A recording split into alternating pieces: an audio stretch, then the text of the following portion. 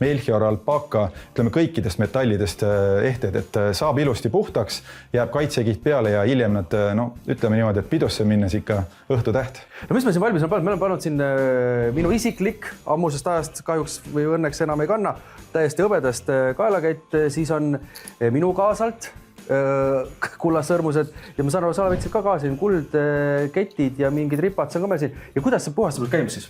Ütleme niimoodi, et tegelikult on see hästi lihtne, et kodustes tingimustes mikrokõdlappi on tarvis, veetapesu võiks ka olla ja põhimõtteliselt siis, kui on hästi vana hõbe, mis on hästi tume, siis teha vedelikku kokku, lasta tal paar minutit seista. Aga ütleme tavaliselt on niimoodi, et peale lasta ja siis on niimoodi, et lapiga ära nühkida ja siis kuivalapi poolega üle nühkida. Uskumatu, päris ausalt, ma ei valeta, ma arvasin, me ei saa seda ketti puhtaks, sest see kett on juba käinud kuskil mingi aparaadis puhastuses ja see aparaat ei teinud teda puhtaks. Veetapesu tegi, vau, ja see on nüüd see mustus, mis ära tuli.